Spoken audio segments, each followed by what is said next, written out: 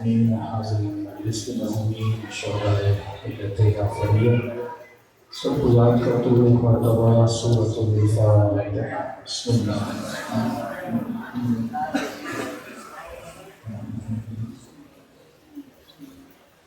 غیر المغضوب علیہم ولا الضالین بسم اللہ الرحمن الرحیم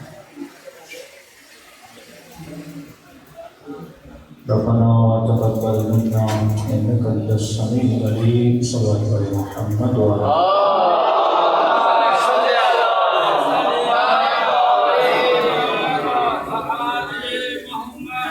بسم الله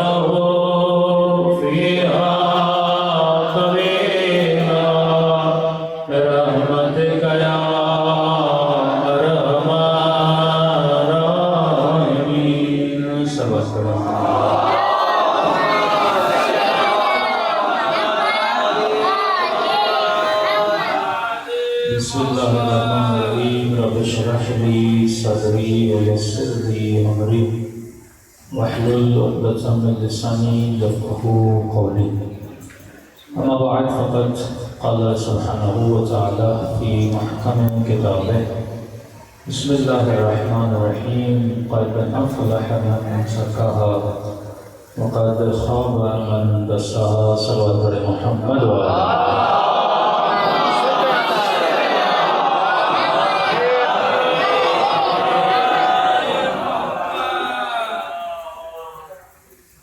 دعا ہے پروردگار عالم ہم سب کی عبادتوں کو اپنی بارگاہ میں قبول فرمائے اور جس مقصد زندگی کی خاطر یہ مجالس رکھی جاتی ہیں مقاصد میں ہم سب کو کامیابیاں نصیب فرمائے۔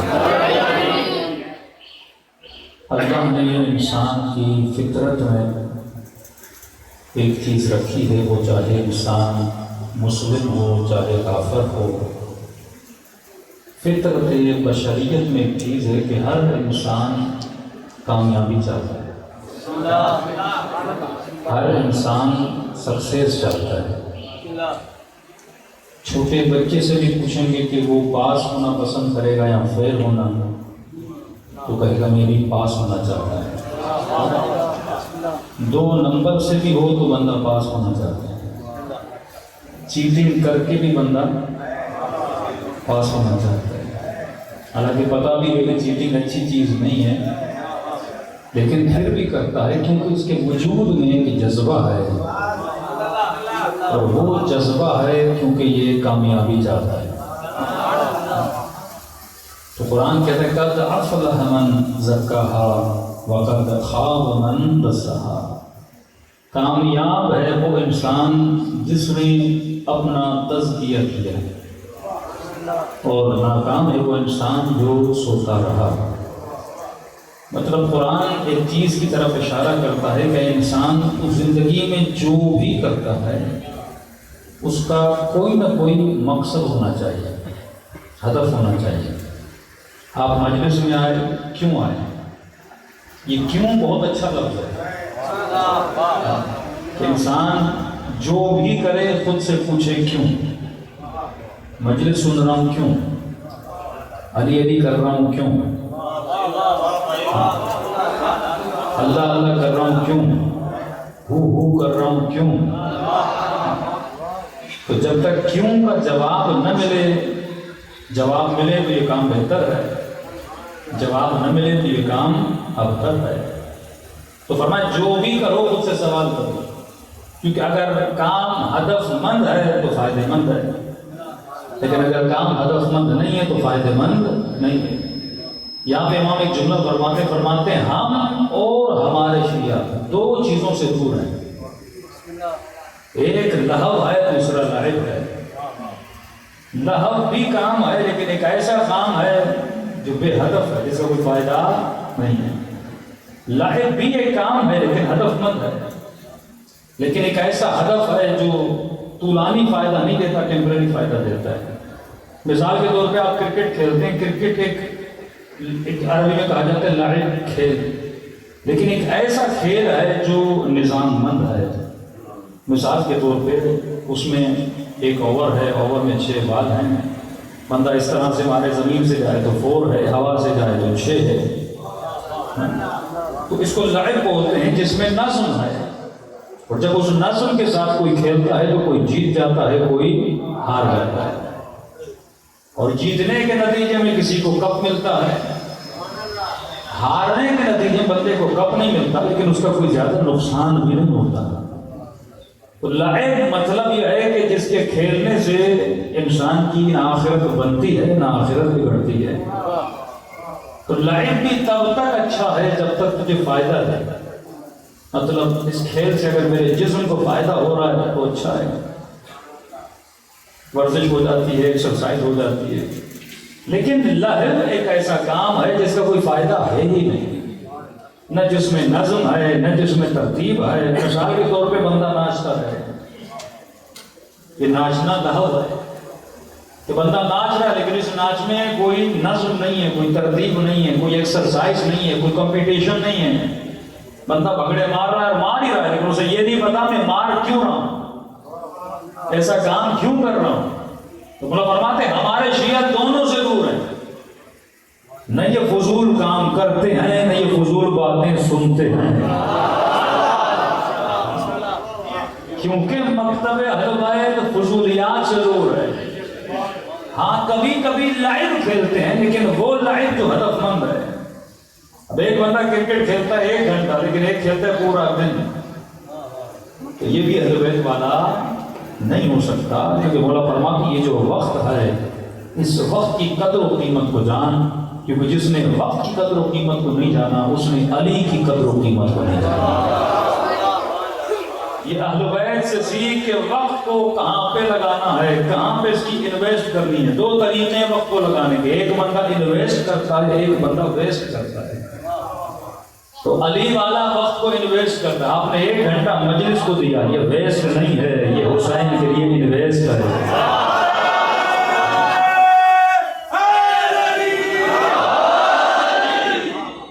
اب وہ ہنر جو اہل غیب سکھاتے اس کو سمجھنے کی کوشش کریں. وقت علی والے کو بھی ملا، وقت دشمن علی کو بھی ملا.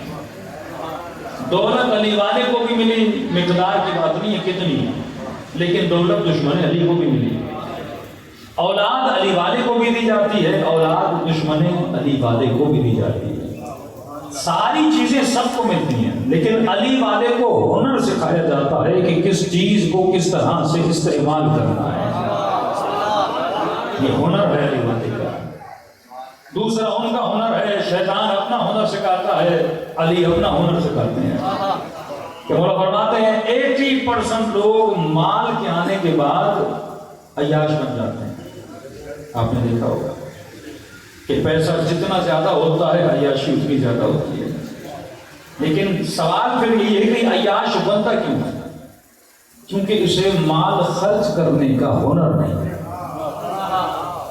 کہ مولا فرماتے ہیں ایک وقت تھا مولا علی پر کہ اپنی 1 جوتیوں کو 70 جتیاں لگاتے تھے. لیکن ایک وقت مولا علی پر آیا کہ مولا علی 1 مہینے میں 30,000 درہم اللہ کی راہ میں خرچ کرتے تھے. کہ جو مولا کا اکاؤنٹنٹ ہے اس نے کہا یار اتنا نہ دے کہیں ختم نہ ہو جائے. اللہ نے مولا نے کہا اللہ تجھ جیسوں کو زیادہ نہ کرے، دے میرا ہوں، تکلیف تجھے کیوں ہو رہی ہے؟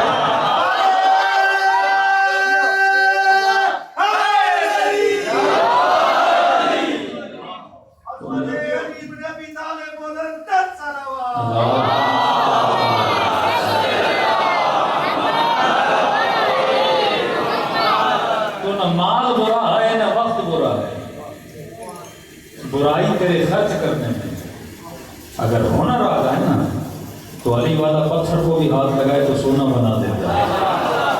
اصل ہنر یہ ہنر میں سکھاتے ہیں کہ تجھے وقت کہاں پہ انویسٹ کرنا ہے، مال کہاں پہ انویسٹ کرنا ہے. اب ہوتا کیا ہے کہ یہ بندہ جب مالدار بن جاتا ہے اسے سمجھ نہیں آتی خرچ کہاں سے.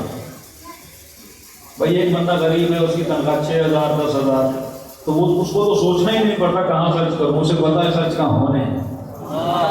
تو ایک ہاتھ سے آیا دوسرے ہاتھ سے کیا بچتا ہی نہیں، تو بچت نہیں تو سوچنا کیسے. کچھ ایسے لوگ ہیں جن کے پاس وقت ہی نہیں ہے تو سوچیں کیسے کہ وقت لگانا کہاں ہے. مثال کے طور پہ بندہ مزدور ہے، صبح اٹھتا ہے 7 بجے مزدوری پہ جاتا ہے، رات کو تھکا ہوا ٹوٹا ہوا گھر آتا ہے، پھر سو جاتا ہے. تو اس کے تو 8 گھنٹے 10 گھنٹے محنت میں مزدوری میں گزر گئے. تھکا ٹوٹا سوتا ہے، پھر صبح اٹھتا ہے، پھر اپنے کام پہ لگ جاتا ہے. لیکن جس کے پاس آیا مال، جس کے پاس آئی دولت، اب اس کو مزدوری تو کرنی نہیں. 10 کروڑ بینک میں رکھ لیے، منتھلی جو سود آ رہا ہے بندہ کھاتا جا رہا ہے. اب کیونکہ اسے محنت نہیں کرنی تو اس کے پاس کیا بچا؟ وقت بچا. اب اسے یہ سمجھ نہیں آ رہی کہ مجھے وقت خرچ کیسے کرنا ہے. کہتا ہے پڑھائی تو کرنی نہیں کیونکہ نوکری نہیں کرنی. اس کا ہدف یہ پڑھائی نوکری کے لیے ہے اور نوکری جو ہے وہ مال کے لیے ہے. تو کہتے ہیں مال تو میرے پاس ہے تو میں بچے کو پڑھاؤں کیوں، نوکری کیوں کرواؤں، علم سے کیوں دوں. تو سوچ غلط ہے. جب فکر غلط ہوتی ہے تو انسان کا کام بھی غلط ہو جاتا ہے. تو بنیادی چیز جو اہل بیت کرتے تھے وہ سب سے پہلے لوگوں کی فکر بدلتے تھے. جب فکر بدل جاتی تھی تو بندہ سلمان خود بن جاتا تھا. اصل چیز ہے فکر کی ٹیوننگ کرنا. اگر فکر نہیں بدلے گی تو بندہ کیسے بدلے گا؟ تو میں ہمیشہ کہتا ہوں کہ 2 بندے ہیں، ایک کو گالی دو جب آپ سے گالی دیتا ہے، دوسرے کو گالی دو کچھ نہیں کہتا. بندے تو دونوں ہیں، گالی تو دونوں کو ملی. تو ان دونوں میں تبدیلی کیا ہے کہ ایک گالی کا جواب گالی سے دے رہا ہے، دوسرا گالی کا جواب خاموشی سے دے رہا ہے. فرق یہ ہے کہ دونوں کی فکر الگ الگ ہے. ایک فکر دنیاوی ہے، ایک فکر علی بن ابی طالب ہے. جناب مالک بازار سے گزر رہے ہیں، ایک جوان غرور میں آیا اور اس نے مالک کو دھکا دیا، مالک زمین پہ گر گئے اور جناب مالک اٹھے، اسے کچھ بھی نہ کہا، چلے گئے. لوگوں نے آگے جوان کو روکا کہ تجھے پتا تو نے کس کو دھکا دیا کہ کس کو؟ کہ یہ علی کے لشکر کا سپہ سالار ہے۔ اب آپ کو پتا چلے کہ گلی میں کسی ڈی ایس پی کو دھکا دے کر آئے ہو، شامت آ جائے گی نا۔ ہاں یہ تو کوئی ڈی ایس پی نہیں، علی کے لشکر کا جنرل تھا۔ تو بندے کو پتا چلے وردی میں عام لباس میں سویلین لباس میں جنرل جا رہا تھا اور میں نے دھکا دے دیا، تو بندے کی کیا حالت ہوتی ہے؟ اس نے کہا علی کے لشکر کا سپہ سالار کون؟ مالک اشتر۔ چہرے سے نہیں پہچانتا تھا، کہاں؟ اس نے کہا ایسا نہ مالک مجھے پکڑ لے، زندان میں ڈال دے، مجھے سزا نہ دے دے۔ تو کہا جلدی جاؤں اس سے پہلے کہ کچھ ہو، کہ مالک سے معافی مانگ لوں۔ کہتا پیچھا کیا، پوچھا کہاں گئے؟ لوگوں نے کہا یہاں سے وہاں سے، آخر میں دیکھا کہ مالک مسجد میں جا رہا ہے۔ کہتا میں مالک کے پیچھے مسجد میں گیا، دیکھا مالک نے نماز پڑھنا شروع کی۔ میں نے کہا اور اچھا ہے، نماز میں ہے، دل نرم ہوگا، جلدی سے معافی مانگ لوں گا۔ کہتا مالک کی نماز ختم ہوئی، مالک کے قریب گیا، مالک فوراً سجدے میں گئے۔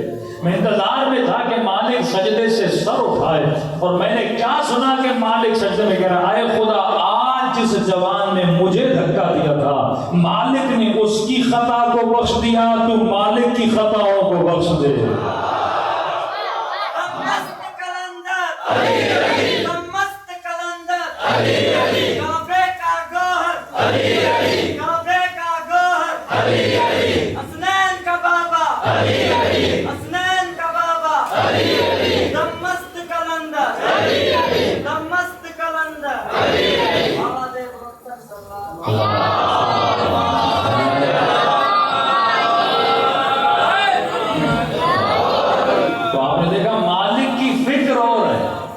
ان کی فکر قرآنی ہوا کرتی تھی کہ قرآن کہتا ہے الا ان تحبوا، کیا تم پسند نہیں کرتے کہ تیرا رب تجھے بخشے؟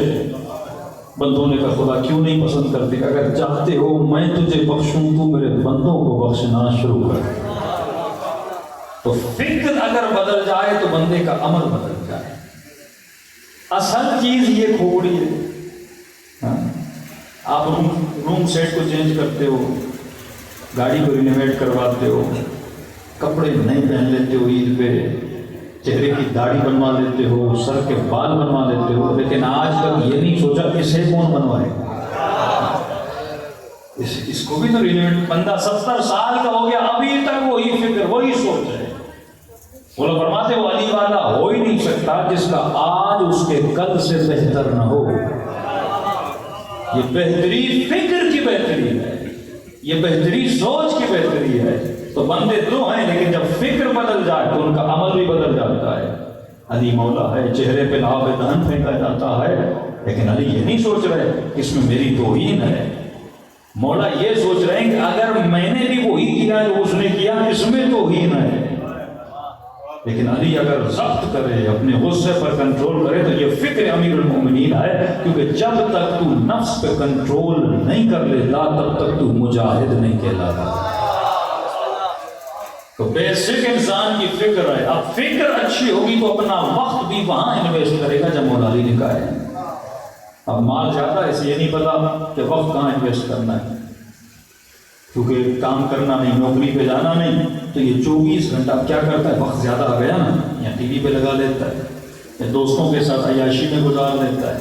اب وقت اتنا زیادہ ہے، کھانا صحیح ہے، منع نہیں ہے، اسلام کہتے کھاؤ، لیکن جب وقت بندے کے پاس زیادہ ہو تو حیدرآباد سے اٹھتا ہے، کراچی جاتا ہے ایک بریانی کھانے۔ یہ لہو ہے۔ مولا فرماتے ہمارے شیعہ لہو سے دور ہیں کہ پیٹ کی خاطر تو 10 گھنٹے سفر کرے، پیٹ کی خاطر۔ علی والا وقت کو کیسے بچاتا ہے؟ اب بریانی بھی کھانی ہو لیکن لہو بھی نہ بنے تو بندہ کیا کرے؟ تو معصوم فرماتے ہیں بیوی بچوں کو گھمانا مستحب ہے، تو مہینے میں ایک بار کسی دور علاقے میں گھمانے بھی جاؤ اور ساتھ میں بریانی بھی کھا لو، دونوں کام ہو جائیں گے۔ یعنی تم نے عبادت کی کر لی، پیٹ پالی۔ یعنی علی والے کو پتا ہے کہ مجھے وقت کو کیسے استعمال کرنا ہے۔ علی والا وقت کو ضائع نہیں کرتا۔ ہمارے ایک دوست سے کہتے مولانا 90s میں کہ ہم دبئی میں بزنس کرتے تھے، اور دبئی سے یعنی خمیس اور جمعے کے دن جب چھٹی ہوتی تھی تو دبئی سے فلائٹ پکڑتے تھے دوست، نادان تھے، کراچی آتے تھے، کراچی سے گاڑی پکڑتے تھے، حیدرآباد حسین آباد آتے تھے، مچھلی کھاتے تھے، پھر کراچی فلائٹ پکڑ کے دبئی جاتے تھے۔ اب بندے کے پاس اگر عقل نہ ہو، مچھلی تو وہاں بھی بندہ کھا سکتا ہے، لیکن شیطان پیسہ بھی ضائع کروا رہا ہے، شیطان اس کا ٹائم بھی ضائع کر رہا ہے، اس کے بجائے کہ اس کو علی کا غلام بناتا ہے، اسے پیٹ کا غلام بنا رہا ہے۔ امام خمینی کے پاس بڑے بڑے مولوی ملنے آئے، امام خمینی کھڑکی سے باہر نکلے اور اس کے بعد بیٹے کو کہا احمد میں کسی سے نہیں ملوں گا۔ کہ بابا اتنے مولوی آپ سے ملنے آنے کا نہیں، کہ یہ مولوی کیسے جن کا پیٹ اتنا ہے؟ جو مولوی پیٹ پہ کنٹرول نہ کرے وہ علی والا کیسے ہو سکتا ہے؟ قد افلح من زکاہا وقد خاب من دساہا۔ علی والا چوکس رہتا ہے، بندہ سوچے اتنا موٹا امام زمانہ بھی بلائیں گے، یہ میدان میں کیسے دوڑے گا، یہ تلوار اٹھا کے کیسے لڑے گا؟ تو تیاری ایسے نہیں ہوتی ہر چیز میں۔ اب انسان اگر مینجمنٹ اس کی صحیح نہ ہونا، علی والا نہیں بن سکتا ہے۔ نعرہ مارنا بڑا آسان ہے، سب سے آسان ترین ولایت ہے نعرے والی، بڑی آسانی سے نعرہ لگ جاتا ہے، لیکن سب سے مشکل ترین ولایت ہے سلمان فارسی والی۔ حسین ابن علی کو خط لکھنا بڑا آسان ہے کہ آ جائیے، ہم آپ کے منتظر ہیں، آپ کی مدد کے لیے بیٹھے ہیں۔ شب 15 شعبان امام زمانہ کو عریضہ لکھنا بڑا آسان ہے، ہزاروں عریضے لکھو اور چلے جاؤ جہاں شروع کی پل پہ اور نیچے پھینک لو، مچھلیاں سارے عریضے لے کر بھی چلی جائیں گی، لیکن اصل مقام حبیب پیدا کرنا بڑا مشکل ہے، کیونکہ 30-40 ہزار وہ تھے جنہوں نے حسین کو خط لکھا تھا، ایک وہ تھا جسے حسین نے خط لکھا تھا۔ یہ وہ ہے جس نے اپنی فکر کو ایسا بنایا تھا۔ دیکھیے ظلمت کو کھینچتی ہے، نور کو کھینچتا ہے۔ اگر فکر حسین والی ہوگی تو حسین کی طرف کھینچتے ہوئے جاؤ گے۔ سب کچھ یہی ہے، ظاہر ہر کسی کا عزادار والا ہو سکتا ہے، ظاہر کو بنانا مشکل نہیں ہے۔ آپ کے نور ایمان کراچی کے امام بارگاہ میں کہتے ہیں مولانا 2.5 سال سے ایک بندہ نماز پڑھنے آتا تھا، 2.5 سال، کالے کپڑے، مجلس میں، عزاداری میں، افطاری میں، خدمت میں، اور وہی بندہ مسجد کے بیچارے پیش امام کو قتل کرنے میں اس کا ہاتھ تھا۔ تو 2.5 سال علی والوں جیسے کپڑے پہننا آسان ہے، کون سا مشکل ہے؟ یہ امامہ سر پر رکھ لینا بڑا آسان ہے، یہ لباس پہن لینا بڑا آسان ہے، لیکن جو بندہ فکر شناس ہو لباس سے دھوکہ نہیں کھاتا۔ کہ کوفے والے بڑی شدت سے حسین کے منتظر تھے، دھوکہ کہاں سے کھایا؟ ابن زیاد جانتا تھا یہ کس کے منتظر ہیں؟ امام حسین کے۔ وہ جانتا تھا ان سب کے دلوں میں کس کی محبت ہے؟ حسین کی محبت ہے۔ تو زیاد نے کپڑے کون سے پہنے؟ حسین والے، چہرے پہ نقاب لگایا، فرماتے ہیں وہ استقبال ہوا ابن زیاد کا، کوفی سمجھ رہے تھے حسین ہیں، لیکن تھا زیاد، کیونکہ اگر فکر حسین والی ہوتی تو سمجھ جاتے کہ یہ حسین نہیں۔ اور دشمن کیا کرتا ہے؟ وہ دیکھتے آپ کے دل میں محبت کس کی ہے، پھر اسی محبت کا لباس پہن کے آپ کے سامنے کھڑا ہو جاتا ہے۔ بندہ اس محبت کی وجہ سے دھوکہ کھا دیتا ہے، سمجھا حسین آئے اور مسجد میں جس طرح آپ بیٹھے اسی طرح پورا مجمع بیٹھ گیا، کچا کھچ، زیاد منبر پر گیا، نقاب ہٹایا، ایک جملہ کہا، پورا مجمع کانپ گیا، کیونکہ ایک اور چیز ان کے دلوں میں تھی، اور وہ چیز اگر دل میں ہو انسان کبھی بھی ناصر امام نہیں بن سکتا۔ اس چیز کا نام ہے ڈر، اس چیز کا نام ہے خوف۔ جب دشمن سمجھ لینا فلاں بندے کے دل میں خوف اور ڈر ہے، آپ اس کو انگلیوں پہ نچوا سکتے ہو۔ اس نے ایک جملہ کہا، میں وہ تیار فصلیں دیکھ رہا ہوں جو کٹنے کے لیے تیار ہے۔ مطلب جتنے سر دیکھ رہا ہوں یہ تیار کھڑے ہیں۔ کتنے لوگوں کے ساتھ کیا تھا؟ تاریخ میں اختلاف ہے، کچھ کہتے ہیں 25، کچھ کہتے ہیں 40۔ اتنے لوگوں کے ساتھ جا کر کیونکہ ان کے دلوں میں خوف تھا، فکر خوف والی تھی. الا انہم اولیاء اللہ لا خوف علیہم ولا هم یحزنون. جو صاحبان ولایت ہیں ان کے دلوں میں نہ خوف ہوتا ہے نہ حزن ہوتا ہے. اور ایک ہے حبیب ابن مواہب جو زیاد کی حکومت کے آنے کے بعد اس رعب و وحشت کی فضاؤں سے نکل کر خود کو کربلا کے میدان میں پہنچاتا ہے. اور ایک وہ ہے جس کا نام ہے حر، جو لشکر کا سپہ سالار ہے لیکن پھر بھی خود کو حسین تک پہنچا لیتا ہے. تو اگر فکر بندے کی ایسی بن جائے جیسی حسین کی فکر ہو، وہ کتنا بھی امام سے دور ہو، امام کی دعا سے لشکر امام میں خود پہنچ کے آ جاتا ہے. اصل ہے اس فکر کو بدلنا میرے عزیز. جب تک فکر نہیں بدلتی، ایک بندہ ڈاکٹر کہلاتا ہے کس چیز کی وجہ سے؟ سفید کپڑوں کی وجہ سے. وہ ایکٹر ہے. ڈراموں میں دیکھتے ہیں نا، ایکٹر کپڑے پہن کے ڈاکٹر کہلواتے ہیں، ڈاکٹر ہوتے نہیں ہیں. وہ ایکٹر کہلاتا ہے. ڈاکٹر ہوتا ہے جس کے ذہن میں ڈاکٹری کا علم ہو. انجینئر وہ کہلاتا ہے جس کے ذہن میں انجینئرنگ کا علم ہو. تو اسی طرح جب تمہارے ذہن حسینی بن جائیں گے تب تو حسینی کہلائے گا. جب ذہن سلمان فارسی جیسے بن جائیں گے، بھائی جیسا ذہن ویسی ایکٹیویٹی. اب اگر اس ذہن میں مال کی محبت ہے تو دن رات میں کس کے پیچھے لگوں گا؟ مال کے پیچھے نا. اگر یہ ذہن حسن پرست ہے تو دن رات میں کس کے پیچھے ہوں گا؟ حسین چہروں کے پیچھے ہوں گا نا. اگر اس ذہن میں میوزک کی محبت ہے، میں کس کے پیچھے جاؤں گا؟ میوزک کے پیچھے جاؤں گا نا. لیکن اگر اس ذہن میں حسین کی محبت ہے تو یہ دن رات کس کے پیچھے ہوگا؟ حسین کے پیچھے ہوگا. تو تجھے دیکھنا یہ ہے کہ تیرے ذہن میں کیا ہے.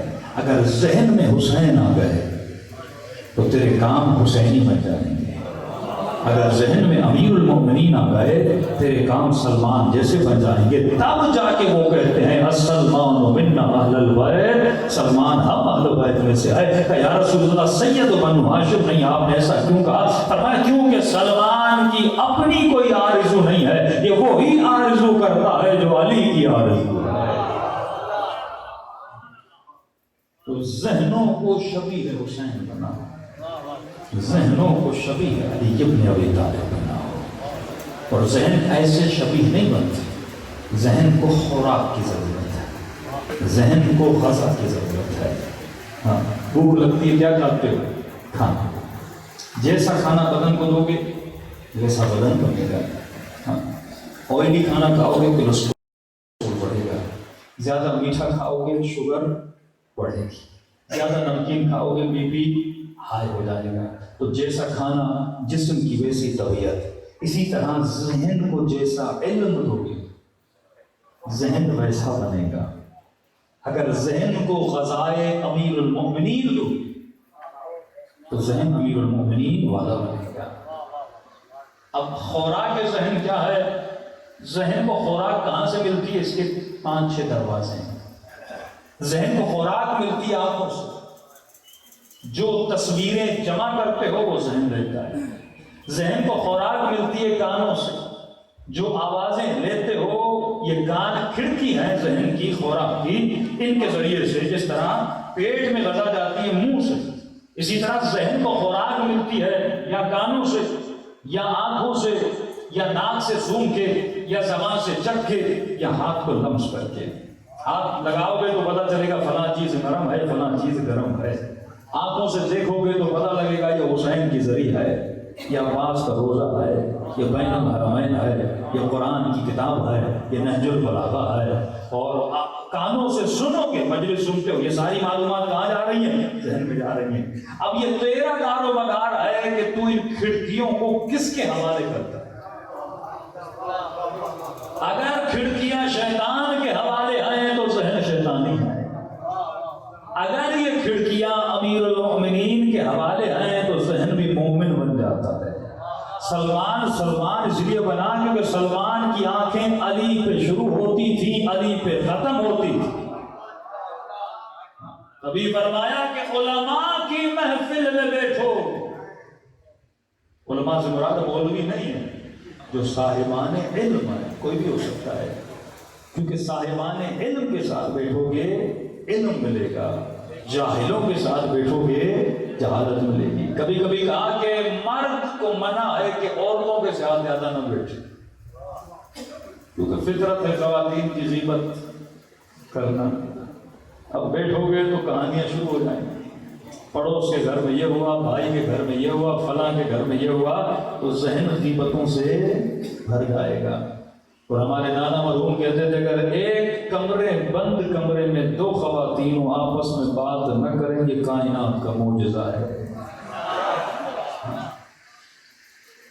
تو انسان کو سوچنا چاہیے میں کہاں بیٹھ رہا ہوں. اگر ذہن کو ہوٹل کے حوالے کرو گے, چائے کی ہوٹل پہ اکثر سندھ میں نظر آتا ہے بندہ 4 گھنٹہ بیٹھا, بھائی کر کیا رہتا ہے؟ پوچھو تو صحیح خود سے کیا کر رہے ہو. یہ سوال جو ہے نا بہت اہم ہے. کسی نے کہا کہ مولانا میں کیسے علی والا بنوں؟ میں نے کہا سوال کرو, جو بھی کرو خود سے سوال کرو. یہاں کیوں ہوں, یہ کیوں کر رہا ہوں, یہ جاب کیوں کر رہا ہوں, مجلس میں کیوں آیا ہوں, یہ بک کیوں پڑھ رہا ہوں. جتنے خود سے سوال کرو گے اتنے خدا تجھے جواب دیتا جائے گا. یہ گدھے کا کام ہے کہ سوال نہ کرے. 10 بوریاں رکھو نہیں کہتا کیوں رکھ رہے ہو, 2 بوریاں بھی رکھو کچھ نہیں کہتا, 20 بوریاں بھی رکھو کچھ نہیں کہتا, اٹھا بھی نہیں سکتا لیکن جوتے مارو تو پھر ریت ہو جاتا ہے, یہ بھی نہیں بولتا کہ میرے پیٹ میں اتنی بوریاں کیوں رکھی ہیں. گدھا سوال نہیں کرتا, انسان سوال کرتا ہے. یہ سوال ہے جس نے تجھے علی کا ماننے والا بنایا. جنہوں نے سوال نہ کیا انہوں نے ہر ایرے لیرے کو مان لیا, جنہوں نے سوال کیا انہوں نے کہا کہ اس سے ویسے کو نہیں مانیں گے. نعرہ حیدری. یعنی جس امت نے سوال نہ کیا, جو آیا تخت رسول پر منبر رسول پر بیٹھا, بیٹھ نہ گیا, جو بھی ہے صحیح ہے, تو پھر چلتے چلتے ان کو یزید بھی پلیٹ میں ملا. پھر کتابیں لکھنے لگے نہیں خلافت اور ہے ملوکیت اور ہے. یہ تجھے آج پتا چلا خلافت اور ملوکیت اور ہے, اس سے پہلے منبر بھی وہی ہے, مسجد بھی وہی ہے, نعرہ بھی وہی ہے, امیر المومنین کا لقب بھی وہی ہے. تجھے کیوں ملوکیت لگ رہی ہے؟ ہمیں تو شروع سے ملوکیت لگ رہی ہے. جو سوچے نہ, فکر نہ کرے, سوال نہ کرے وہ مانتا ہو جاتا ہے. لیکن جو سوال کرے کیوں مانو اسے؟ سوال ہے نا. میں نے اسکول کھولا ہے, اسکول میں ٹیچر رکھنا ہے, میرے محلے میں پڑھا لکھا ٹیچر بیٹھا, تو مجھے کہہ رہا ہے کہ پہلی پاس کو بٹھاؤ. بھائی عقل کا تقاضا ہے, ایک بیچلر ہے, ایک ماسٹر ہے, ایک پی ایچ ڈی ہے, تو کون زیادہ پڑھا لکھا؟ پی ایچ ڈی والا ہے نا. اور آپ کو کوئی کہ نہیں میٹرک پاس کو بٹھاؤ, میری نظر میں تو میٹرک فیل تھے, کوئی کہے میٹرک پاس کو بٹھاؤ. عقل کہتی ہے کہ نہیں, عالم کی جگہ پہ عالم, جاہل کی جگہ پہ جاہل, معصوم کی جگہ پہ معصوم, مشرک کی جگہ پہ مشرک. عادل کا تقاضا ہے. تو جب تک سوال نہیں کرو گے تب تک در امیر المومنین نہیں ملتا. یہ سوال ہے جس میں آپ کو در اہل بیت بتایا. بھائی مومن جو کرو سوچو کہ کیوں کر رہے ہو. جب تک سوچو گے نہیں تب تک زندگی پتہ کون سی چیز کہاں پہ انویسٹ کرنی ہے. مولا کا چاہنے والا امام سے ملنے آیا, کیا دیکھا مولا کا سادہ سا گھر ہے, اسے دکھ ہوا, کیا نہیں کا اتنا پرانا گھر. چلا گیا, کہتے ہیں کئی سالوں کے بعد پتہ لگا کہ مولا علی کو خلافت ملی ہے. خوش ہوا, یقیناً اب علی نے بڑا گھر بنایا. خوشی خوشی آیا, مولا سے ملا, مولا کہاں رہ رہے ہیں؟ یہی گھر ہے. کہا مولا میں نے تو سمجھا تھا کہ ابھی آپ نے کوئی اچھا خاصا گھر بنایا. امام نے تو بنایا ہے. کہ مولا کہاں کا؟ شہر کے باہر. اس نے سمجھا مولا نے کوئی باہر بڑا فارم ہاؤس بنایا تاکہ لوگوں کو پتہ نہ چلے, اور تفریح کا وقت اس باغ میں امیر المومنین گزارنے کا. مولا چلیے کئی دن ہو گئے ہم بھی گھومنے نہیں گئے. امام نے کہا چلو, اٹھے, ساتھ چلے, چلتے گئے اور ایک مرتبہ قبرستان میں داخل ہوئے. یا علی راستہ بھول گئے, باغ جانا تھا. امام فرماتے یہی تو ہے. کہ یا علی میں سمجھا نہیں. امام نے کہا السلام علیکم یا اہل الدیار, اے قبروں میں سونے والوں تجھ پہ علی کا سلام ہو. بس فرق اتنا ہے تم تھوڑی دیر پہلے چلے گئے, علی تھوڑی دیر بعد آئے گا کہ مولا محل کا، امام نے فرمایا اگر میں دنیا میں محل بناتا، سوچ کے بتا کتنے سال رہتا؟ سوال انسان کو ہوشیار بناتا ہے. اگر میں دنیا میں محل بناتا، سوچ کے بتا علی کتنے سال اس محل میں رہتے؟ 50 سال، 60 سال، 100 سال. اور دنیا کا کتنا بھی محل ہو، ایک دن تو پرانا ہو جائے گا، ایک دن تو گر جائے گا. کہ علی نے وہاں محل بنایا ہے جہاں علی کو ہمیشہ رہنا ہے.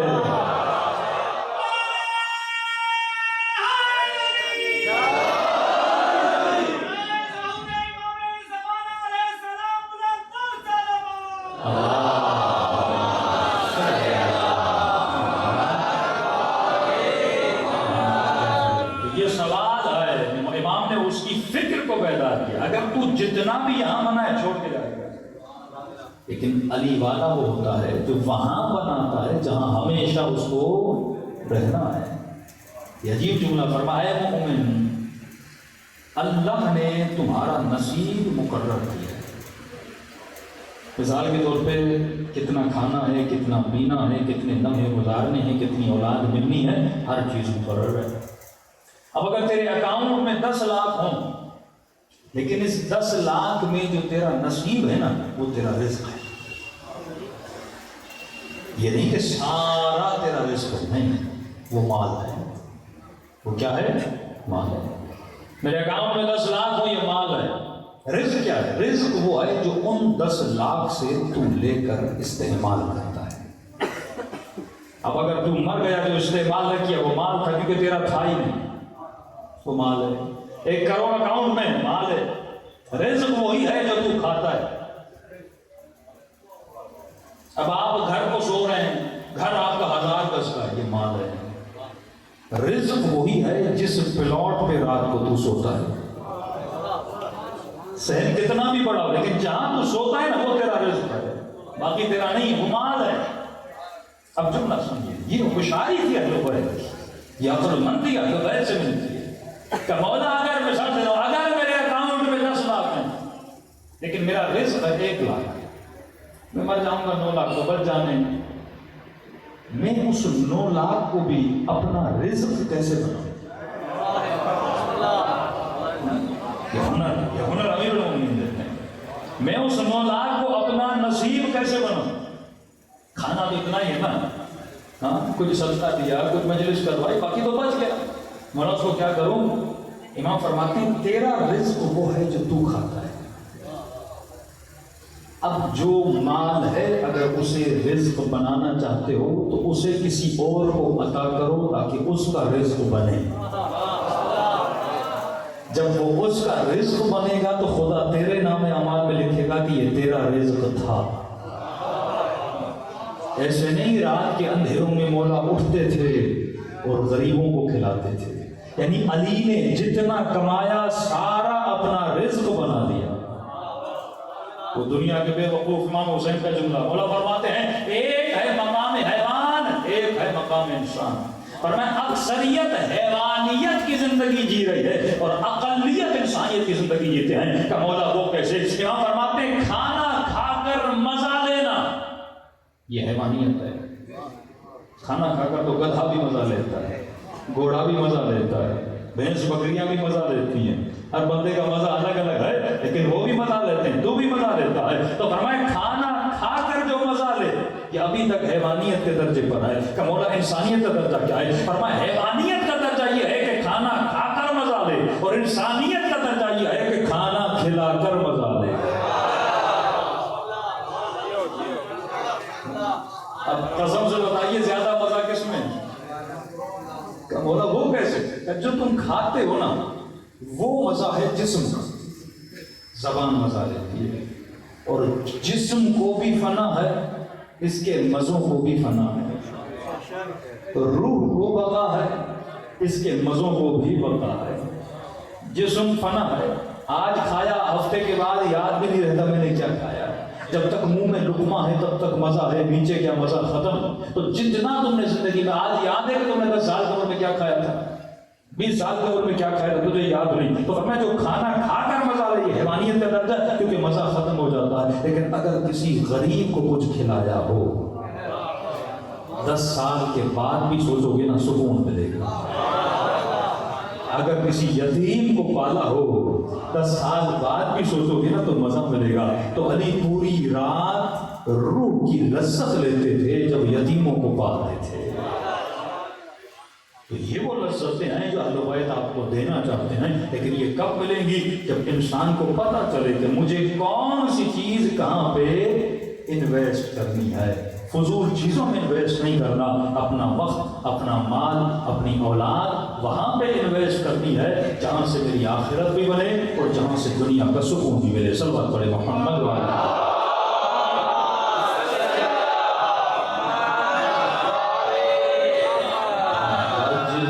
بڑے طریقے سے اہل بیت نے کام کیا. یعنی تصور کریں، حکومتیں ان کی، میڈیا ان کا، فوجیں ان کی،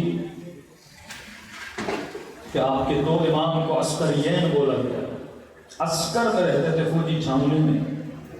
اتنی تنگی کہ شیعہ نہ سوال کر سکے نہ جواب دے سکے. گھی کی دیگیں لے کر جاتے تھے، 2-3 دیگیں، گھر میں گھی کی ضرورت ہوتی تھی. کسی کو گھی کی ضرورت ہے، امام کی خادمیں آتی تھیں اور ہمیں گھی کی ضرورت ہے، اس گھی کی دیگوں میں سوال رکھتے تھے. پھر اگلے دن جب دیگیں ریسیو کرنے آتے تھے امام اس میں جواب رکھتے تھے. آگ جلانے کے لیے لکڑیوں کی ضرورت پڑتی تھی، لکڑیوں کے بیچ میں سوال رکھتے تھے. جب واپس لے جانے آتے تھے تو لکڑیوں کے بیچ سے جواب نکالتے تھے. اس حال میں جو گولڈن پیریڈ تشیع کا گزرا ہے وہ 5ویں اور 6ٹھے امام کا زمانہ، جس میں حد سے زیادہ اہل بیت نے اپنے معارف دیے. یعنی اب تصور کرے گا دوسرے اماموں کو بھی موقع ملتا تو کتنا علم ہم تک پہنچ سکتا تھا. صرف 2 اماموں کو موقع ملا جس کو گولڈن یعنی سنہری پیریڈ کہا جاتا ہے علیہ السلام کا. اور اتنی تنگی کے باوجود کہ کتابیں جلا دی، کتاب خانے جلا دیے، حکومتیں ان کی، پیسہ ان کا، مال ان کا، لیکن آج بھی شیعہ اتنے زیادہ ہیں. کیا کرتے تھے اہل بیت؟ فکروں کو بدلتے تھے. ایک جوان نے کہا کہ مولانا 4تھے امام کی زندگی میں ہمیں نظر نہیں آتا کہ مولانا کوئی وسیع فقہی کوئی ایسی روایت امام سے نہیں ملتی، دعائیں ملتی ہیں. تو میں نے کہا امام نے جو کام کیا ہے اگر اس پہ غور کرو. میں نے کہا شیعہ تو تھے کربلا میں تھے 72، پھر 4تھے امام، پھر 5ویں امام، 6ٹھے امام کے درس میں تقریباً 20,000 کے قریب مجموع ہوتا تھا. یہ اچانک سے 20,000 لوگ کہاں پہ آئے؟ 5,000 6,000 2,000 کا مجمع. اتنے شاگرد امام جعفر صادق کے کہاں سے آئے؟ یہ کس کی محنتوں کا اثر تھا؟ امام سجاد. کیا کرتے تھے امام سجاد؟ تاریخ ائمہ میں جس امام نے سب سے زیادہ غلام خریدے وہ امام حسین رضی. اور غلام بھی کیسے؟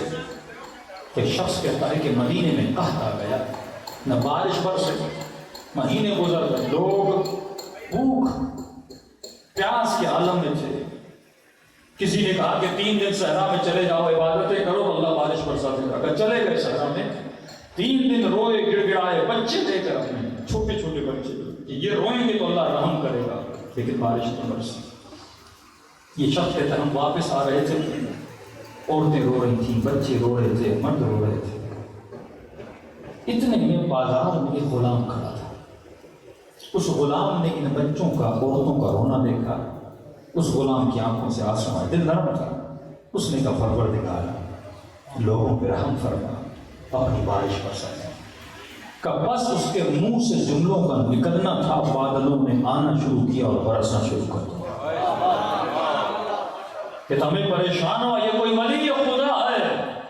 میں نے اس کا پیچھا اتنا مستجاب الدعوہ، یہاں زبان سے جملے نکلے اور یہاں پہ اللہ نے بارش برسا دی.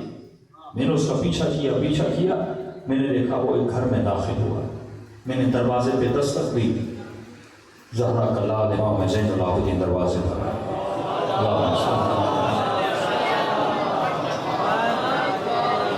میں نے کہا فرزند رسول آپ کا گھر ہے؟ کہا جی میرا گھر ہے. کہ ابھی ایک حبشی غلام اس گھر میں داخل ہوا ہے. وہ کس کا غلام ہے؟ کہ جب میرا گھر ہے تو غلام بھی تو میرا ہی ہوگا. کہ آپ جتنی قیمت بولیں میں اس غلام کو خریدنے کے لیے تیار ہوں. امام نے کہا اندر آیا غلاموں کو بلایا, کئی غلام.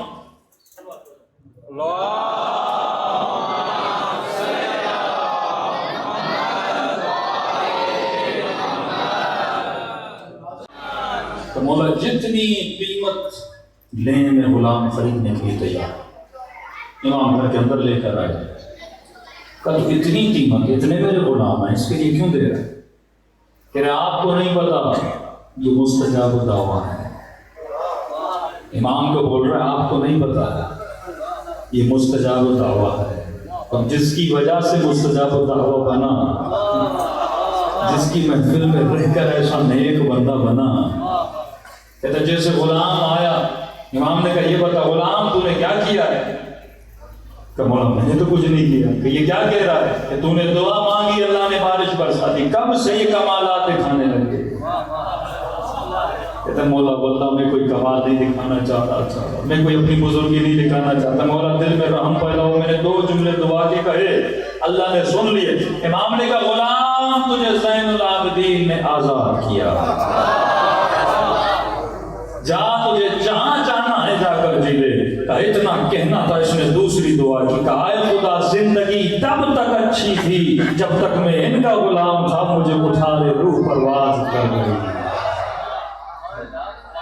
20,000 سے زیادہ غلام خریدے مولا زین العابدین.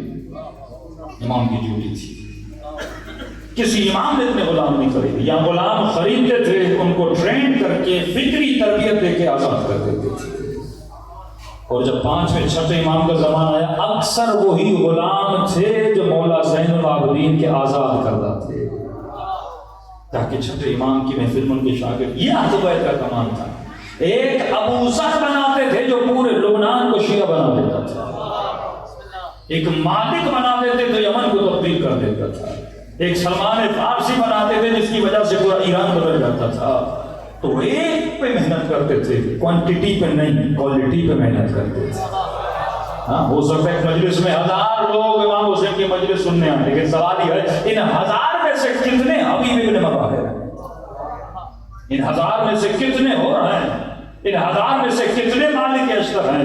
اس لیے جب جب امام زمانہ نے بات کی, ظہور کی بات ہوئی, تو ہمیشہ عدد پہ فوکس تھا کہ 313 ہوں گے. کربلا میں 72 تھے. میرے 6ٹھے امام فرماتے ہیں اگر میرے پاس 25 بھی ایسے ہوں جیسے میرے دادا حسین کے پاس تھے, میں تلوار اٹھانے کے لیے تیار ہو جاؤں. تو انہوں نے ہمیشہ کہا کہ کوالٹی پہ کام کرو, اور کوالٹی ہے فکر کی. فکری شیعہ معاشرے کو آگے بڑھاتے ہیں. اس کا تشیع سے کوئی کام نہیں جو نشہ کرے.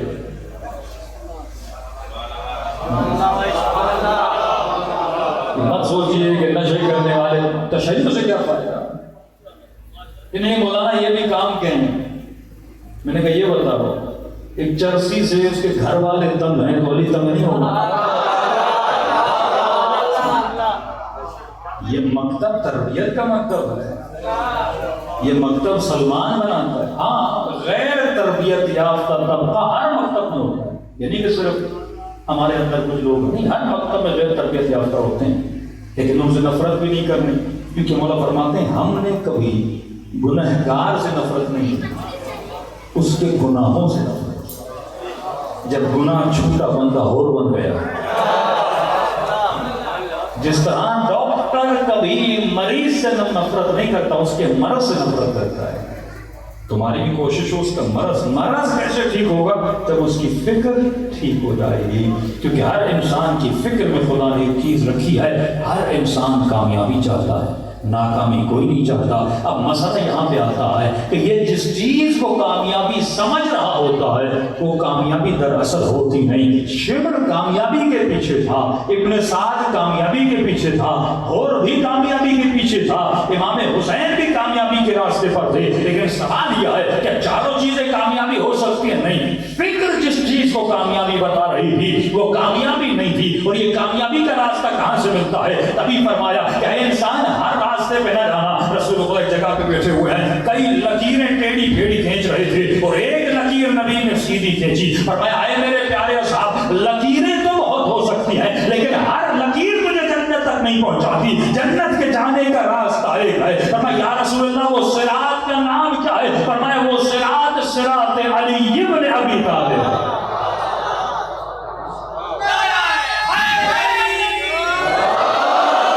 ایک ہی راستہ ہے جو ہدایت کا راستہ ہے, جہاں سے تجھے ہدایت, ایک ہی فکر ہے جو فکر ولایت اہل بیت علیہ الصلوۃ والسلام ہے, جہاں سے تجھے ہدایت اور منطق کا راستہ مل سکتا ہے. تو فرمایا کہ شمر بھی کامیابی کے پیچھے تھا, لیکن اس نے کامیابی مال کو سمجھا تھا.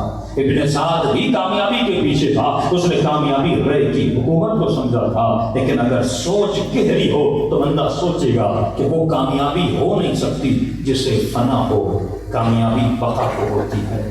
معصوم فرماتے دنیا کی ہر چیز کی ابتدا, جس کی لذت ہے نا, دنیا کی ہر لذت کی ابتدا کو اور اس کی انتہا کو دیکھا کرو. دنیا کی لذتوں کی ابتدا تو لذت ہے پر انتہا نجاست ہے. پانی پیو انتہا نجاست, کھانا کھاؤ انتہا نجاست, نکاح کرو انتہا نجاست. فرمایا اگر فکر بندے کی عاقلانہ فکر ہو تو یہ کبھی نجاستوں کے پیچھے نہیں جاتا, یہ طہارتوں کے پیچھے جاتا ہے. یہ حسین چہروں کو دیکھ کے دیوانہ نہیں ہوتا. اگر اس کے اندر شعور اور فکر ہو, دنیا کے ہر حسن کو زوال ہے, ایسے حسینوں کے پیچھے جاؤ جن کی ابتدا بھی نور ہو, جن کی انتہا بھی نور ہو. تو جوان اگر حسین چہرے کو دیکھ کر شادی کر رہا ہے تو آج حسن ہے, کل نہیں ہے. پھر کل کوئی اور حسین ملے گی, اب کہے گا میں اس سے شادی کروں گا. لیکن اگر یہ کیریکٹر کو دیکھ کر شادی کرے, کیریکٹر کو فنا نہیں ہوتی. حسین کل بھی تھا, حسین آج بھی ہے. یہ بقا کا مطلب ہے, فکر کو بقا ہونی چاہیے. کئی لوگ آتے تھے حضرت کے پاس, کہتے تھے مولا نشے سے سکون ملتا ہے. یہ انگریز بولتے ہیں نا, ٹینشن ہوتا ہے, نیند کی گولی کھا لی, یہ بھی حرام ہے, یہ بھی نشہ ہے. نشے کے طریقے ہیں, نیند کی گولی کھا لی, نشہ کر لیا. تو فرمایا اگر عقل مند ہو تو سوچو, نشہ سکون نہیں دیتا, نشہ غافل کرتا ہے. حلال نشہ کون سا ہے؟ حلال نشہ کسی میں مولانا جنت کی بوٹی, حلال نشہ ہے نیند, بہترین نشہ ہے نیند. جس طرح شراب پینے کے بعد غم بھول جاتے ہیں, اسی طرح نیند کرو سارے غم بھول جاتے ہیں. تو خدا کہتا ہے میں نے سب سے بہترین سکون جو رکھا ہے نا جسم کے لیے, وہ نیند ہے. بڑے سے بڑا ٹینشن ہو, سو جاؤ تو 7-8 گھنٹے بندہ بھول جاتا ہے. لیکن اگر عقل مندی سے سوچو تو دنیا کا کوئی بھی نشہ ٹینشن دور نہیں کرتا, ٹینشن کو بھلاتا ہے. کتنے گھنٹے کے لیے؟ 1 گھنٹہ, 2 گھنٹہ, 1 ہفتہ, ٹینشن وہیں کا وہیں رہتا ہے. تو بھول جاتا ہے چند لمحوں کے لیے. نشہ جیسے ٹوٹتا ہے ٹینشن ویسے سامنے. تو میں کیا کروں کہ ٹینشن رہے ہی نہ. شراب پیو گے 4 گھنٹے, نشہ کرو گے 2 گھنٹے, لیکن جیسے نشہ ٹوٹا پھر ٹینشن, پھر زیادہ نشے کرنے سے نشہ ہی ٹینشن بن جاتا ہے. جب تک نہ کرے تو سکون نہیں. تو یہ کیسی چیز ہے جو سکون دے نہیں رہی بلکہ خود میرا سکون تباہ کر رہی ہے. بہترین چیز کیا ہے؟ ویسے پوچھئے, فرمایا الا بذکر اللہ تطمئن القلوب. ایک چیز ہے جو بندے کے دل کو مطمئن کرتی ہے, وہ ہے ذکر پروردگار عالم, چونکہ اسے بقا ہے. چھٹے امام درس دیتے تھے, لوگ آتے تھے سنتے تھے. ایک دن مولا منبر پر بیٹھے, مجمع سامنے. جی مولا فرمائیے آج کیا ہم پڑھیں گے اور کیا آپ سکھائیں گے؟ امام نے فرمایا آج میں تجھے کچھ بھی نہیں سکھاؤں گا,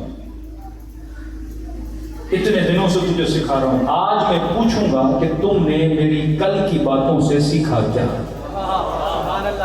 اب بندہ روز مجلس میں آئے, دیکھیں کھا کے چلا جائے تو فائدہ کیا. مانی کو پوچھنا چاہیے تو نے مجلس سے سیکھا کیا, میں نے اتنا خرچہ کیا. ہاں تو وہ بھی بنا کے نہیں بنا, نمازی بنا کے نہیں بنا, فلاں بری عادت کو چھوڑا کے نہیں چھوڑا. یعنی اگر حسین کی محفل میں آ کر بھی میں نہ بدلوں تو پھر مجھ میں اور ان میں کیا فرق رہا. جو نبی کے ساتھ بھی رہے لیکن گدھے کے گدھے رہے. میں نہیں کہہ رہا, قرآن کہہ رہا سورہ جمعہ اولئک کالانعام بل هم اضل. میں نے تو پھر بھی گدھا کہا. قرآن کہتا ہے یہ حیوان نہیں بلکہ حیوان سے بدتر ہے. اے حبیب تیری محفل میں رہیں پھر بھی منافق رہیں, تیری صحبت میں رہیں پورا سورہ منافقون خدا نے اتار دیا. منافق کیا ہوتا ہے؟ منافق کی نشانی ہے نبی کی محفل میں بیٹھے, نبی نماز کی بات کرے, اللہ کی بات کرے, تقویٰ کی بات کرے, ایمان کی بات کرے, واہ واہ یا رسول اللہ کیا کہتے ہیں, اور باہر جائے تو تقویٰ ہے. ایک نشائی میری مجلس میں آئے, میں نشے کے خلاف پڑھوں گے, واہ واہ بولا, اور باہر جا کے پھر جلس پیے, تو منافق ہے. اسے پتا نہیں اس کے اندر نفاق ہے, شرک خفی ہے. حضرت نے کہا فرمایا شرک خفی کیا مطلب؟ میں کسی کو اس نیت سے سلام کروں کیونکہ یہ مالدار ہے, کیونکہ یہ پیسے والا ہے. اگر اس نیت سے میں اسے سلام کر رہا ہوں یہ بھی شرک ہے. سلام کرو تو خدا کے لیے. اگر میں اس نیت سے مجلس کر رہا ہوں تاکہ محلے والے کہیں واہ واہ کیا مجلس, شرک ہے. یہ ملاوٹی مجلس ہے, حسین کے لیے نہیں ہے. ایک مجلس میں ٹائم نہیں, مباحث کو کھولا, ایک بات سے دوسری بات بن جاتی ہے. تو خلوص عبادت کا نام ہے خلوص. ملاوٹ ہوگی تو شرک ہے. نفاق کی یہی بات ہے کہ بندہ سامنے کچھ کہے اور پیٹھ پیچھے کچھ کہے. کیوں فرمایا ریاکار, مولا ریاکار کی تعریف کیا ہے کہ جب مسجد میں نماز پڑھے نا بڑے سکون سے اللہ اکبر سبحان اللہ سبحان اللہ سبحان اللہ, اور گھر میں جائے تو کفے والی نماز. مسجد میں تیری اسپیڈ کم تھی, گھر میں اتنی اسپیڈ زیادہ کیوں گئی؟ کیونکہ مسجد میں 4 لوگ دیکھ رہے تھے نا, سکون والی نماز. لیکن گھر میں کوئی نہیں, تیز نماز پڑھی. تو یہ نماز لوگوں کے لیے تھی, اللہ کے لیے نہیں تھی. نبی کے لشکر والا میدان جنگ میں مر گیا. لوگوں نے کہا یا رسول اللہ شہید ہوا اللہ کی راہ میں. کہا نہیں اللہ کی راہ میں نہیں, خچر کی راہ میں مرا تھا. وہ کیسے کا دشمن کا ایک بڑا سا خچر تھا, اس کو دیکھا, اس نے کہا اس کو ماروں گا اور خچر بن گا. اللہ کے لیے نہیں لڑا تھا, کس کے لیے؟ خچر کے لیے. تو میدان احد اسی چیز کو عیاں کرتا ہے کہ کچھ وہ تھے جو نبی کے لیے آئے تھے, کچھ وہ تھے جو مال کے لیے آئے تھے.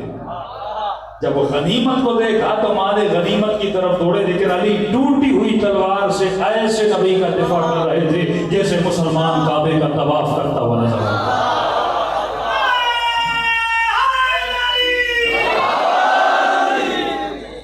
تو اصل چیز ہے کہ جس محفل میں جا رہے ہو, جو سن رہے ہو, وہ اثر کتنا ہو رہا ہے. اثر نہیں تو مجلس سے وہی نیاز ملے گا, دیکھ ملے گی, لیکن فکر بدلے گی. اس مجلس سے حر بنو. ہاں یہی مجلس ہیں بندوں کو حبیب بناتی ہیں, یہی مجلس ہیں کئی جوانوں کو امام زمانہ تک پہنچاتی ہیں. لیکن تب تک نہیں جب تک ان بندہ خود سے سوال نہ کرے. سوال کی بڑی اہمیت ہے. جو کرو پوچھو کیا کر رہے ہو, 1 کیوں کر رہے ہو, 2 کس کے لیے کر رہے ہو, 3 جب یہ 3 سوال کا جواب مل گیا تو کیا کر رہے ہو, کام وہ ہونا چاہیے جس سے اللہ راضی ہو. کیوں کر رہا ہوں, کیونکہ اللہ راضی ہو. کس کے لیے کر رہا ہوں, کیونکہ اللہ راضی ہو. اور آخری جملہ جو اللہ نے حسین کے لیے کہا, فرمایا ایھۃ النفس المطمئنہ ارجعی الی ربک راضیۃ مرضیہ. ہر امام جب دنیا سے اللہ نے کہا کہ تیرا رب تجھ سے راضی ہوا, حسین تو اپنے رب سے راضی ہو جا. تو کیوں اتنی آسانی سے مومن دنیا سے جائے؟ یہ کہنا آسان ہے میں مولائی ہوں, لیکن یہ جستجو کرنا کہ کیا واقعاً میرا امام بھی مجھ سے راضی ہے کہ نہیں, اس کی نشانیاں ہیں. اگر کسی مومن کی 40 سال زندگی گزر جائے لیکن ایک خواب بھی ایسا نہ آئے جس میں اہل بیت کی زیارت ہے, کچھ بھی نہیں, ایک ملک کی زیارت تو ہونی چاہیے. یہ خواب اچھے کیوں نہیں آتے؟ کیونکہ روح ابھی پرواز نہیں کر رہی. کہ چھوٹی سی چڑیا ہے نا، پر میں پتھر باندھ دو، چڑیا پر ہیں پر اڑ نہیں پائے گی کیونکہ پتھر بندھے ہیں۔ تمہاری روح پرواز کر کے حسین کی زری تک جا سکتی ہے، لیکن جب روح کے پروں سے تم نے گناہوں کو باندھا ہوا ہے، واللہ یہ نہیں جا سکتی۔ اور جس کو توانائی آ جائے نا، پرواز ڈیلی فرمایا چیک کیا کرو کیوں نہیں ہو رہا۔ اعمال بتائیں اللہ اتنے، اور آج بتائیں اللہ اتنے، بندہ فرض سے عرش پہ جا سکتا ہے لیکن کیوں نہیں جا پاتا؟ کیونکہ اس نے کبھی سوچا نہیں کہ میں نے 20 سال گزار دیے کہاں، 40 سال گزار دیے کہاں، 60 سال زندگی گزر گئی، لیکن یہ زندگی کہاں گزری، کیسے گزری، کس کے لیے گزری؟ فرمایا یوم تری المؤمنون والمؤمنات یسعی نورهم بین ایدیہم وبایمانہم، قیامت کے دن کچھ لوگوں کو لایا جائے گا جن کے چہروں سے نور نکل رہا ہوگا۔ اہل محشر پریشان ہے، خدا یہ شہید ہے نہیں، ولی ہے نہیں، امام ہے نہیں، نبی ہے نہیں، کون ہے؟ اللہ کہے گا پوچھو، آئیں گے تم نے کون سا ایسا عمل کیا ہے کہ تمہاری چہروں سے نور نکل رہا ہے؟ آواز دے کر کہیں گے دنیا میں لوگوں نے ہم سے نفرتیں کی پر ہم نے کسی سے نفرت نہیں کی، دنیا میں لوگوں نے ہم سے دوستیاں کی لیکن ہم نے کسی کو دوست نہ رکھا۔ پھر تم نے کس سے نفرت کی، کس سے دوستی کی؟ پر میں دوست اس سے رکھا جو اللہ کا دوست تھا، نفرت اس سے کی جس کے دل میں اللہ کی نفرت تھی۔ لیکن ہماری دوستیوں کا معیار مال، دولت، مقام، میری شادی میں آیا، میری شادی میں نہیں آیا، میرے بھائی کو یہ کہا، میری بیٹی کو وہ کہا، یہ ساری دشمنیاں میری اپنی وجہ سے ہیں، اللہ کی وجہ سے نہیں ہے۔ زیادت عاشورہ پڑھو، انی سلم لمن سالمکم وحرب لمن حاربکم۔ مولا وہ شخص جس کے دل میں آپ کی محبت ہے میں اس سے محبت کرتا ہوں، جس نے آپ کو تکلیف دی ہے مولا میں اس سے نفرت کرتا ہوں۔ تو محبت اور نفرت کا معیار یا خدا بنے یا آل رسول بنے۔ پورا سا صحابی، اتنی غلامی کسی نے کی تاریخ میں اللہ یا فضا ملتی ہے یا یہ جناب جون ملتے ہیں۔ رسول کا غلام تھا، جانے کے بعد علی کا غلام بنا، علی کے جانے کے بعد مولا حسن کا غلام بنا، مولا حسن کے جانے کے بعد امام حسین کے در پہ غلامی کرنے آیا۔ شاید کربلا کا سب سے عمر میں زیادہ صحابی تھا، یعنی اتنا فضل اس کو نصیب ہوا کہ نبی کا صحابی، علی کا صحابی، حسن کا صحابی، مولا حسین کا صحابی۔ جب سارے لوگ کربلا کے میدان میں خود کو مودت کی راہ میں قربان کرنے جا رہے تھے تو اس وقت یہ پورا صحابی، تاریخ لکھتی ہے کہ ابرو سفید اور اتنے بڑے کہ آنکھوں پہ پڑتے تھے، کمر جھکی ہوئی کہ کمر سیدھی نہیں کر پاتا تھا۔ فرمایا جن محملوں میں بیویوں کو بٹھا کر آیا گیا تھا، ایک محمل جون کے لیے بنا کیونکہ گھوڑے پہ بیٹھ نہیں سکتا تھا، چل سکتا نہیں تھا، پرانا غلام گھرانہ رسالت ہے۔ جب سب کو جاتے ہوئے دیکھا تو عقیدت میں مولا حسین کے پاس کہ مولا سب جا رہے ہیں، مجھے بھی جہاد کی اجازت دیجیے۔ امام نے سب سے لے کے پاؤں تک دیکھا، فرمایا جون تیری زندگی گزر چکی ہے، تو بوڑھا ہے، تو کیا لڑے گا؟ میں نے تجھ سے جہاد کو اٹھا لیا۔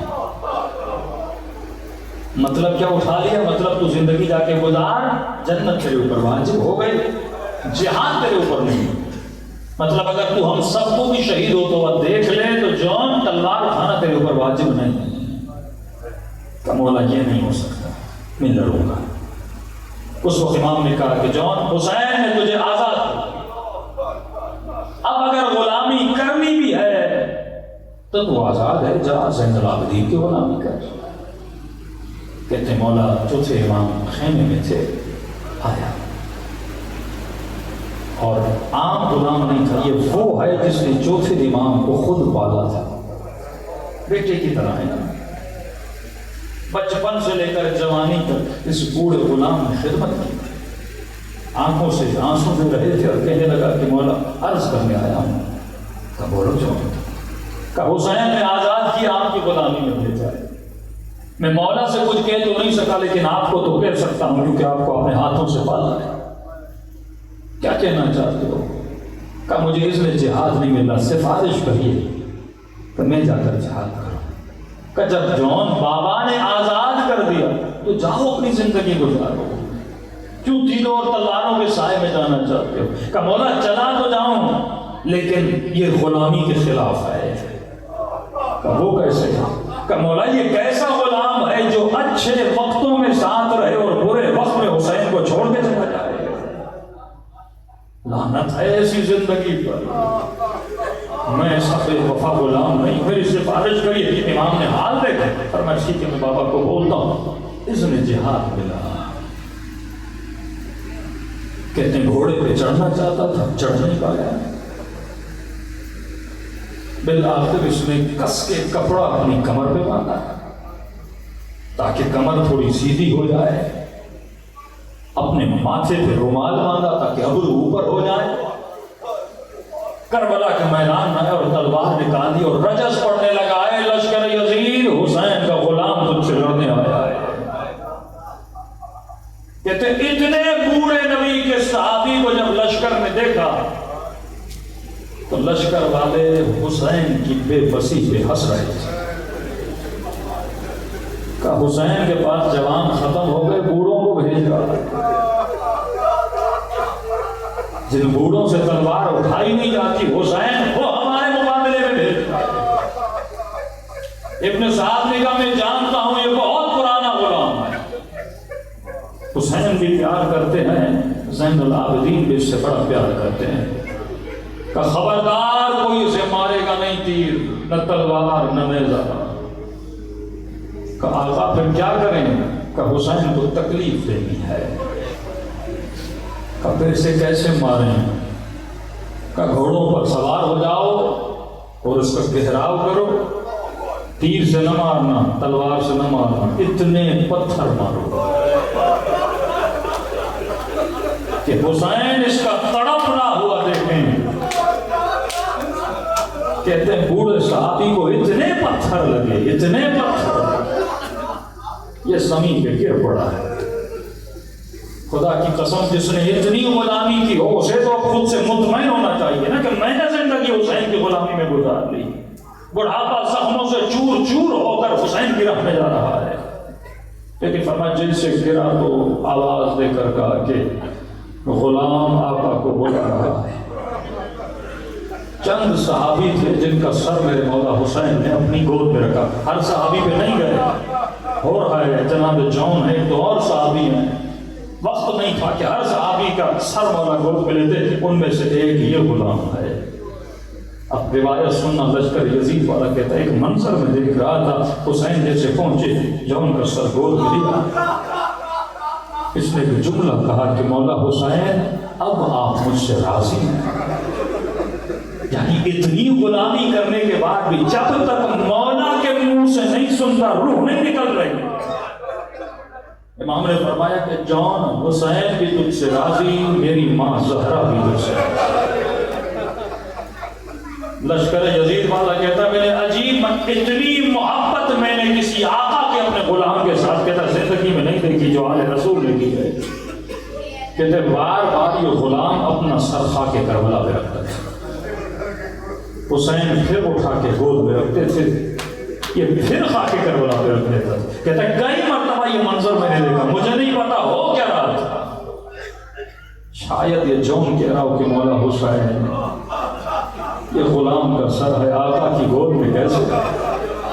آپ کی گود تو علی اکبر کے سر کے لیے بنی ہے، آپ کی گود تو عباس کے سر کے لیے بنی ہے. کہ اس نے دو جملے کہے کہ مولا لوگ میری مذاق اڑاتے ہیں کہ رنگ کا کالا ہے، دوسرا تیرے بدن سے پورا. کہتا ہے ایک منظر میں نے دیکھا جو کبھی نہیں دیکھا. جب بار بار جون اپنا سر زمین پہ رکھ رہا تھا حسین نے دیکھا یہ اپنی گود میں ڈالنے نہیں دے رہا تو کہتا میں نے ایک منظر دیکھا حسین نے اپنا سر جھکانا شروع کیا.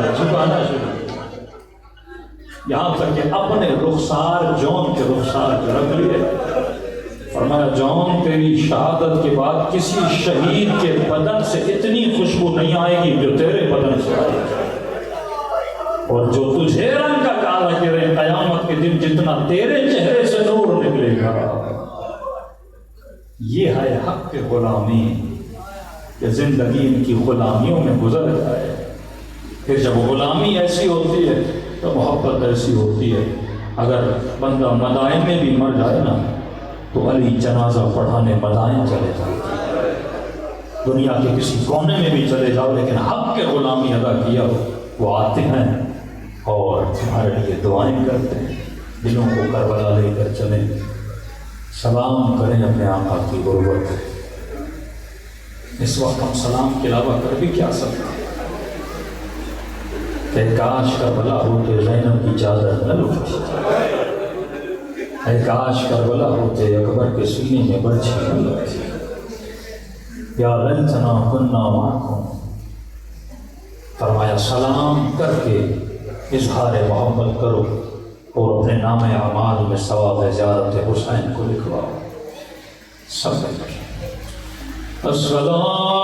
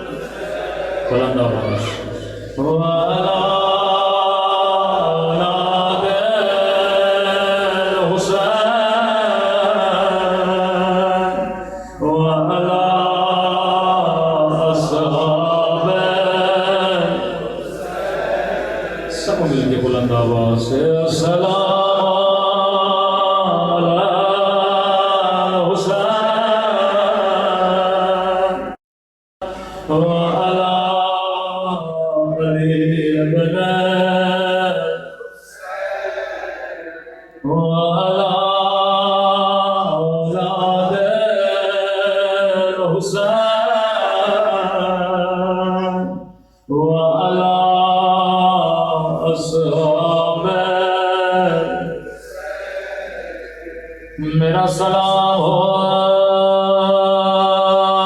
زینب کی لٹی ہوئی چادر پہ.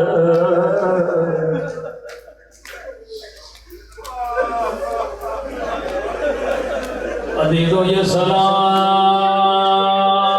میرے سلام نہیں ہے، امام زمانہ کے سلام ہے، زیارت ناحیہ کے سلام نو ہے امام زمانہ. فرمایا میرا سلام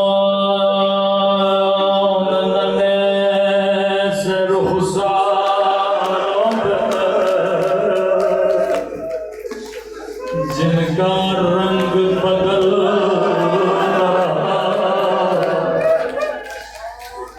بڑا گہرا جملہ کا میرے مولا، یہ نہیں کہا جن کا رنگ بدل رہا، یہ بھی کہہ سکتے تھے جن کا رنگ بدل گیا، لیکن فرمایا ان رخساروں پہ جن کا رنگ بدل رہا، کبھی ظالم کے تماچوں نے رنگ نیلا کیا، کبھی ظالم کے تماچوں نے رنگ کالا کیا.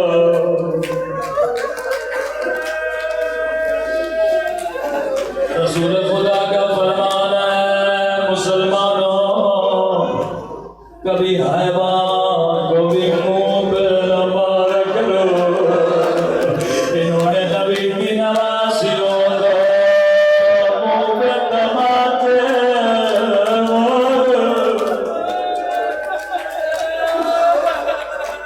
امام زمانہ فرماتے مومن تو سن کے برداشت نہیں کرتا، لیکن میں نے یہ منظر اپنی آنکھوں سے دیکھے۔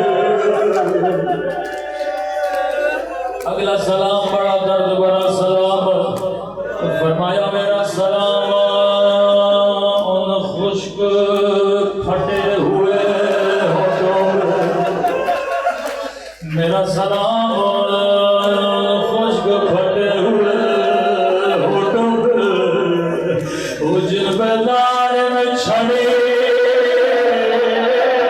مار رہا تھا۔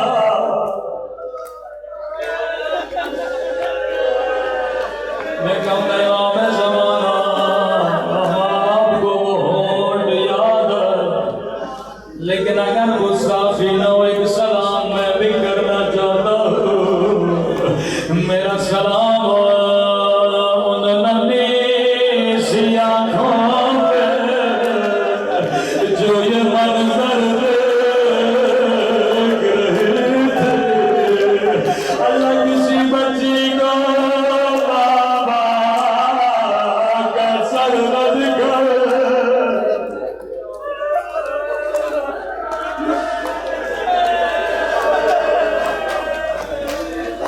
کبھی فرمایا شیو جب بھی پانی پیو میری سکینہ کو یاد کیا کرو۔ کسی نے امام سجاد سے کہا مولا شہادت تو آپ کا ورثہ ہے، پھر اتنا روتے کیوں ہے؟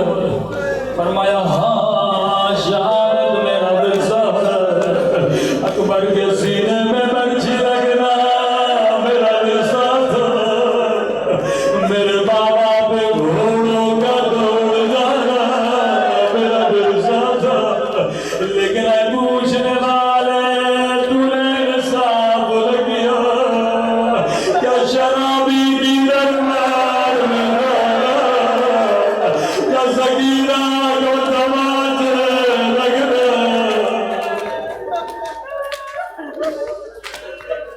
یہ بھی سجاد کا ورثہ تھا۔ 40 سال خون روئے، کس بات پہ روئے؟ ایسا جملہ کہا جو کسی اور امام نے نہ کہا، ایسا جملہ کہا جو کسی نبی نے نہیں کہا۔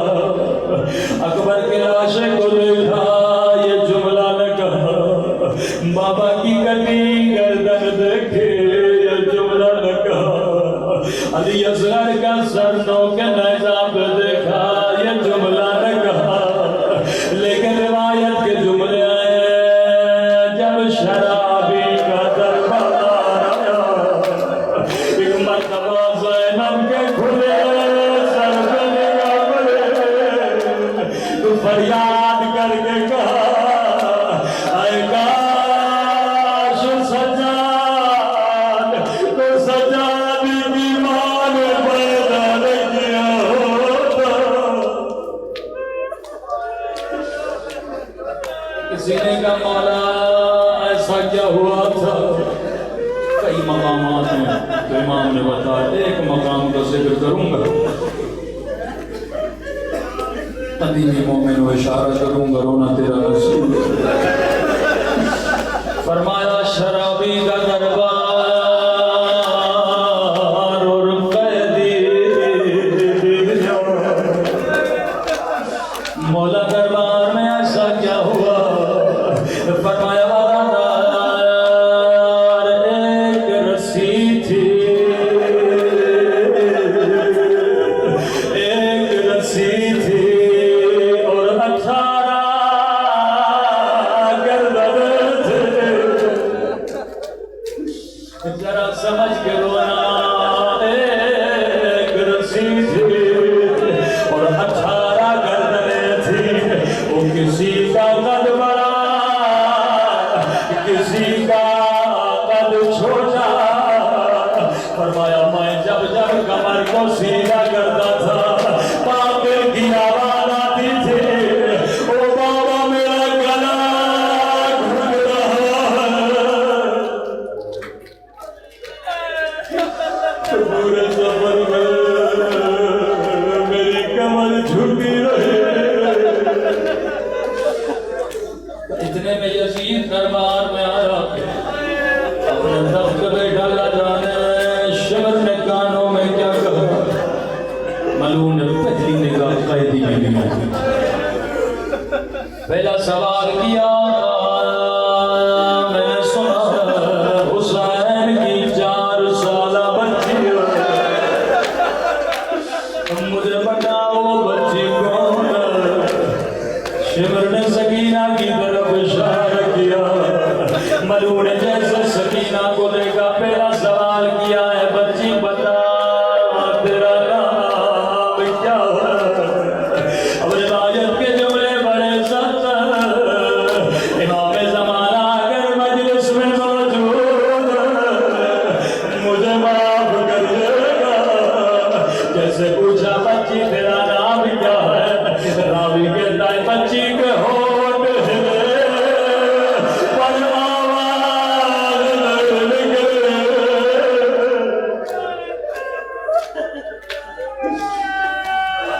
مومن ابھی تک نہیں سمجھے میری طرف رک, کہ بچی بتا تیرا نام کیا ہے, کہ ہونٹ ہلے پر آواز نہیں نکلے. تیسری مرتبہ غصے میں کہا, میں تجھ سے سوال کر رہا ہوں, بتا تیرا نام کیا ہے. یہ امام سجاد کی آواز ہے, او ملعون بچی بتا تو رہی ہے, لیکن گردن کی رسی بڑی تنگ ہے. او بچی کی آواز کیسے نکلے.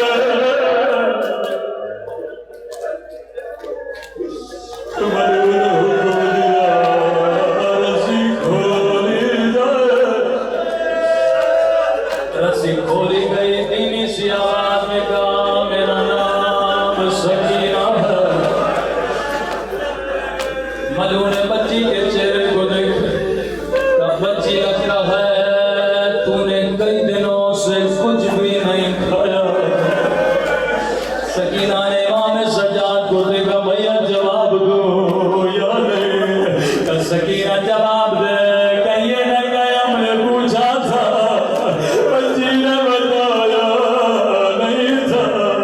بچی نے کہا ملعون دیکھ بھی رہے ہو, پوچھ بھی رہے ہو, کئی دن گزر گئے میں نے کچھ بھی نہیں کھایا. اب روایت کے جملے بڑے سخت ہیں. ملعون نے کہا بچی میرے قریب آ, میں تجھے کھجور دوں گا. کہ عرب میں رسم تھی کھجور دشت میں رکھتے تھے. یا بچی ننے ننے قدم اٹھاتی ہے, ملعون کے قریب جاتی ہے. یزید اشارہ کرتا ہے دشت بلایا جائے. یا دشت بچی کو دیا.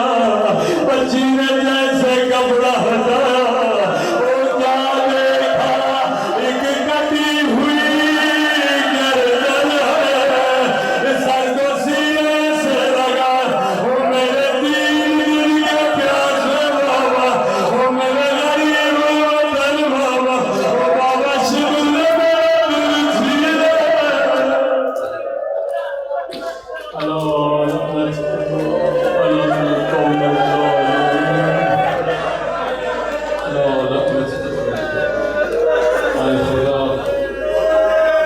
لباس سکینہ کی عتیقی, لباس امام زین العابدین کی مصیبت. ہمارے مولانا امام زمانہ کا ظہور فرما, بانیان مجلس کی پریشانیوں کو دور فرما. قبر و علامت امام حسین کی شفاعت نصیب فرما. ربنا تقبل منا انک انت السمیع